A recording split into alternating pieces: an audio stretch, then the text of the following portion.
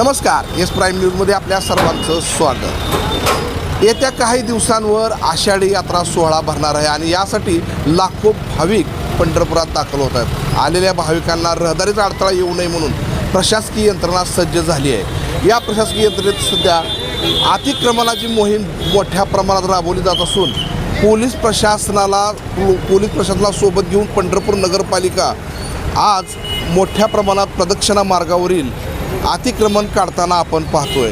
सध्या रस्त्यावर असणारे अनेक